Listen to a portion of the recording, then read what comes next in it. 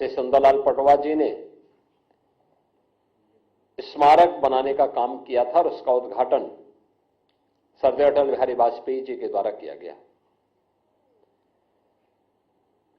दिल्ली में अंबेडकर सेंटर के लिए भूमि प्रदान किया था स्वर्गीय चंद्रशेखर जी ने, और वहां पर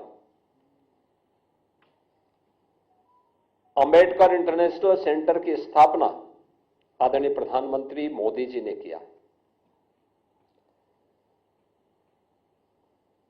दीक्षा भूमि नागपुर में भव्य स्मारक बनाने का कार्य हो, या फिर इंग्लैंड में जहां पर बाबा साहब भीमराव अंबेडकर ने उच्च शिक्षा अर्जित की थी,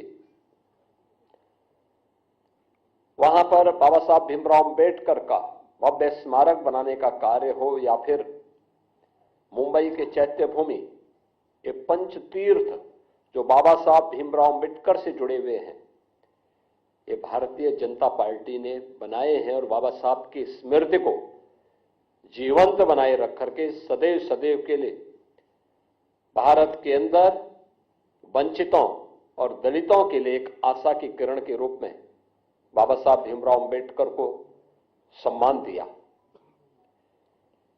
आज जो कुछ भी कार्य मोदी जी के नेतृत्व में चलने वाली एनडीए की सरकार के द्वारा किए जा रहे हैं, जिनमें पहली बार दलित और वंचित शासन की योजना का हिस्सा ईमानदारी के साथ बन रहा है, चाहे वह हर घर में शौचालय बनाने का कार्य हो, हर एक परिवार को, वंचित और दलित परिवार को आवास की सुविधा, सिर ढकने के लिए आवास की सुविधा हो, स्वास्थ्य बीमा का कवर देने का कार्य हो, चाहे वह देश के अंदर 80 करोड़ लोगों को राशन की सुविधा उपलब्ध करवाने का कार्य हो, अनुसूचित जाति, जनजाति और अन्य वंचित तबके को शासन की सभी प्रकार की सुविधाओं से आच्छादित करने का कार्य हो, ये सभी प्रधानमंत्री मोदी जी के नेतृत्व में देश के अंदर बखूबी चल रहा है। बाबा साहब भीमराव अंबेडकर इसी बात के लिए सदैव प्रेरणा प्रदान करते थे। इसी प्रेरणा से प्रेरित होकर के भारतीय जनता पार्टी अपने इस अभियान को पूरी ईमानदारी और प्रतिबद्धता के साथ आगे बढ़ा रही है। एक और भारतीय जनता पार्टी उन मूल्यों, उन आदर्शों के प्रति समर्पित होकर के कार्य कर रही है, तो दूसरी तरफ कांग्रेस, जिसका इतिहास देश के अंदर भारत के दलितों और वंचितों का अपमान करना, जिसका इतिहास तुष्टीकरण के आधार पर दलितों और वंचितों को उनके अधिकारों से पूरी तरह रोकने की एक कुत्सित चेष्टा का हिस्सा रहा है, और दूसरी तरफ तुष्टीकरण के आधार पर देश को विभाजन के कगार तक पहुंचाने का कार्य भी कांग्रेस ने किया। कौन नहीं जानता है कि पंडित नेहरू नहीं चाहते थे कि बाबा साहब भीमराव अंबेडकर संविधान सभा का हिस्सा बने। कांग्रेस नहीं चाहती थी कि बाबा साहब भीमराव अंबेडकर को संविधान सभा के ड्राफ्टिंग कमेटी का अध्यक्ष बनाया जाए, और राष्ट्रपिता महात्मा गांधी के हस्तक्षेप के बाद यह संभव हो पाया। और कांग्रेस ने अपनी कुत्सित मंशा का परिचय बाबा साहब भीमराव अंबेडकर के प्रति अपने विद्वेष भावना को तब परिचय दिया जब यूपीए की सरकार थी, और उस समय उन्होंने पाठ्य पुस्तकों के उस कार्टून को, जिसमें बाबा साहब भीमराव अंबेडकर के चित्र को पंडित नेहरू के द्वारा कोड़े मारने के एक कार्टून के माध्यम से दिखाया था, एक कांग्रेस की कुत्सित मानसिकता को दिखाता है। बाद में जब विरोध हुआ तो तत्कालीन मानव संसाधन विकास मंत्री कपिल सिब्बल को माफी मांगनी पड़ी थी और ये पुस्तकों को वापस करना पड़ा था।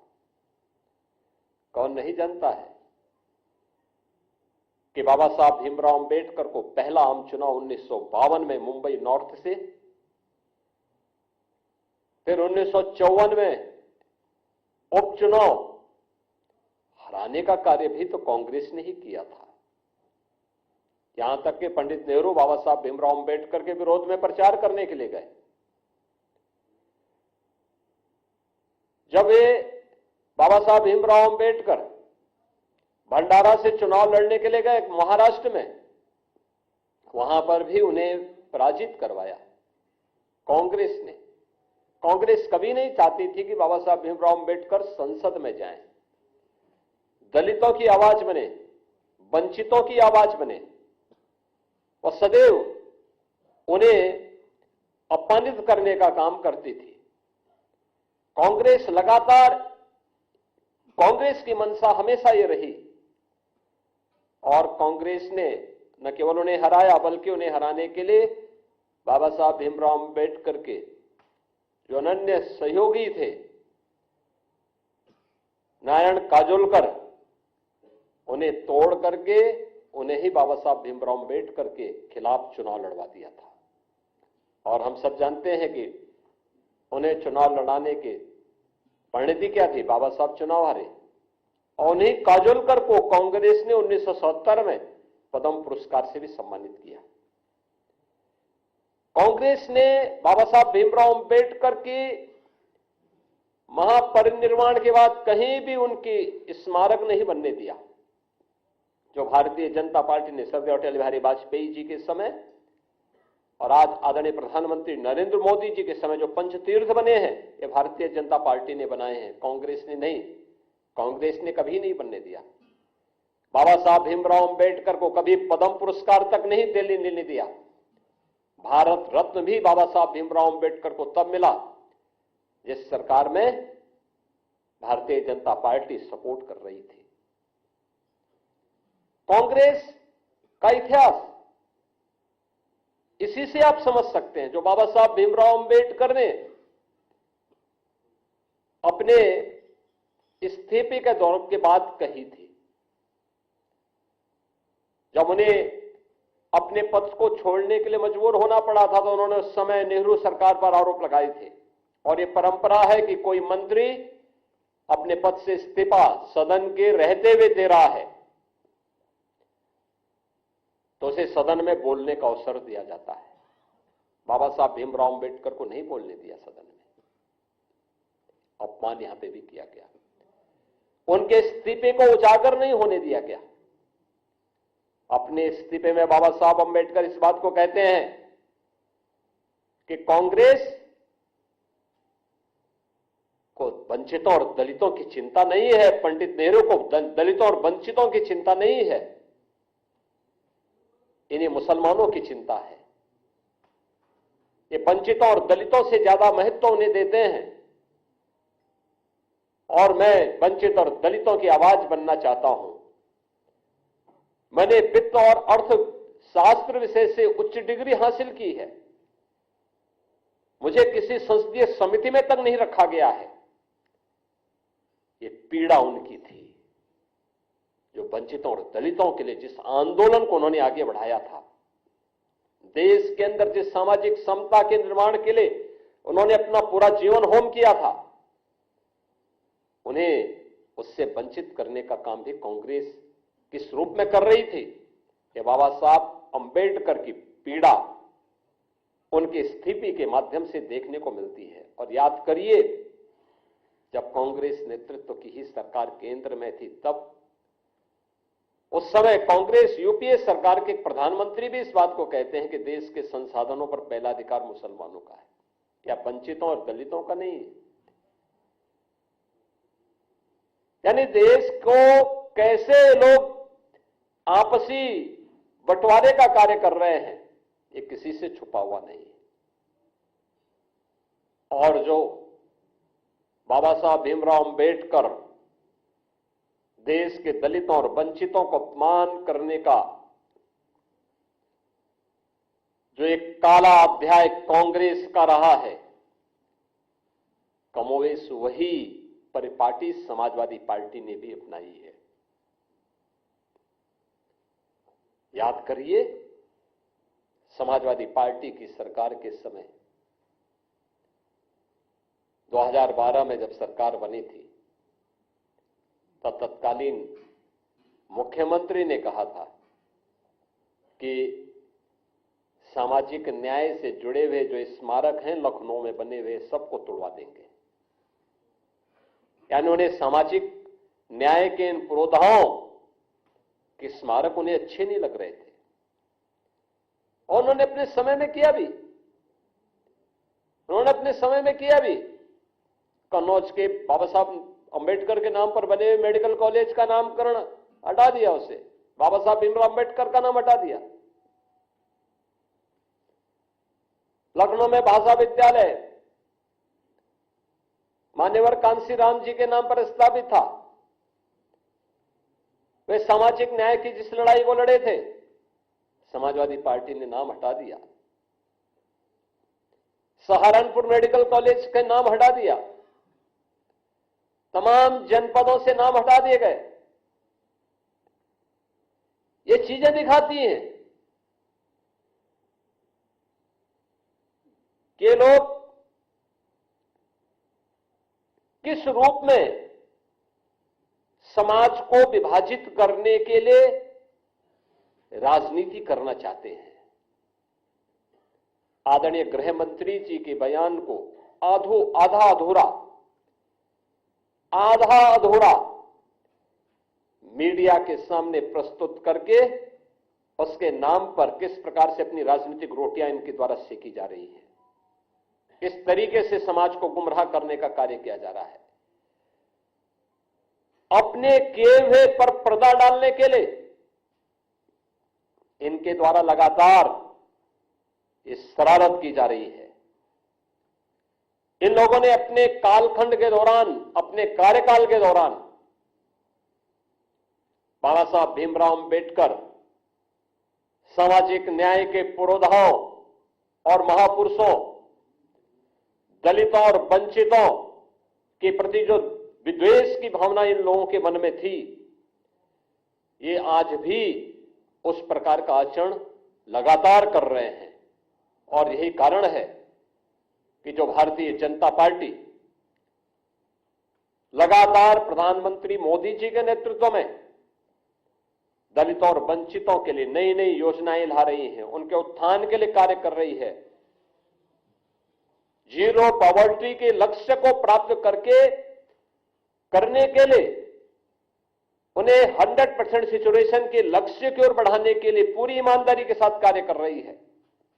इन सब के पीछे प्रेरणा बाबा साहब भीमराव अंबेडकर की है। उत्तर प्रदेश में हमारी सरकार ने स्वयं लखनऊ में बाबा साहब भीमराव अंबेडकर के नाम पर बाबा साहब अंबेडकर इंटरनेशनल सेंटर की स्थापना हम लोग कर रहे हैं। उत्तर प्रदेश के अंदर हर सरकारी कार्यालय में बाबा साहब भीमराव अंबेडकर का चित्र हमारी सरकार के समय, डबल इंजन की सरकार के समय लगे हैं। आजादी के बाद उत्तर प्रदेश से पहला दलित देश का राष्ट्रपति भी बनता है। पहली बार देश के अंदर कोई महिला जनजाति समाज से जुड़ी हुई एक मातृशक्ति भारत के सर्वोच्च संवैधानिक पद पर बैठती है। प्रधानमंत्री मोदी जी की प्रेरणा, उनकी लीडरशिप सबको सम्मान देने की है। गृह मंत्री जी के एक बयान को संसद में, वह भी संविधान दिवस के अवसर पर, और संविधान दिवस का यह आयोजन भी 26 नवंबर की तिथि को संविधान दिवस के रूप में पूरा देश आयोजित करके बाबा साहब भीमराव अंबेडकर के प्रति अपनी श्रद्धा और सम्मान का भाव व्यक्त करेगा। यह प्रेरणा प्रधानमंत्री मोदी जी की है। लगातार 2015 से संविधान दिवस के कार्यक्रम के साथ पूरा देश जुड़ता है। केवल मूल अधिकारों की ही नहीं, कर्तव्यों के बारे में भी जो प्रेरणा बाबा साहब भीमराव अंबेडकर की है, उससे पूरे प्रदेश को, पूरे देश को जोड़ने का कार्य, प्रधानमंत्री मोदी जी का प्रयास कि बाबा साहब भीमराव अंबेडकर को सम्मान प्राप्त हो, हर स्तर पर सम्मान मिले। और संसद पर जब इन कार्यों को लेकर के संविधान सभा को, संविधान को लेकर, संविधान दिवस को लेकर के चल रही चर्चा का जवाब देते हुए आदरणीय गृह मंत्री जी ने अपना भाषण कर रहे थे, उनके भाषण के छोटे से अंश को लेकर के कैसे कांग्रेस, समाजवादी पार्टी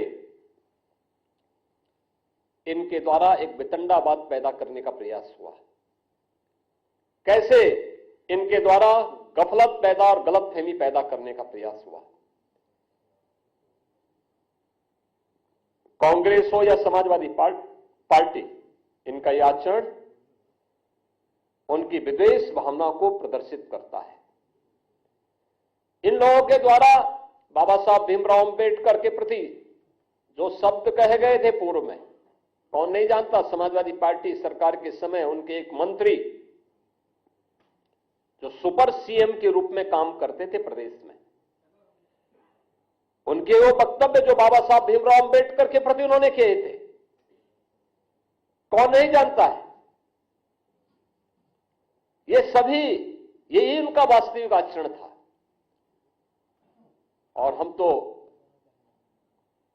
कांग्रेस के नेता राहुल जी से कहेंगे, देश की संसद में, संसद परिसर में सांसदों पर हमला हो, यह दृश्य भी देश ने देखा है। क्या यह आचरण उनका संवैधानिक माना जाएगा? क्या कांग्रेस पार्टी का यह आचरण संवैधानिक माना जाएगा? भारतीय जनता पार्टी के दो सांसद चोटिल होते हैं।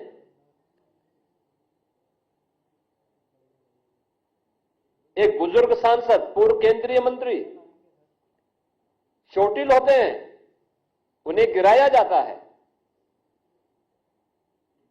यानी अपने सारे कृत्यों को, मारपीट के कृत्यों को, बुजुर्गों को धक्का देने की कृत्यों को ये संवैधानिक बनाने का प्रयास करते हैं।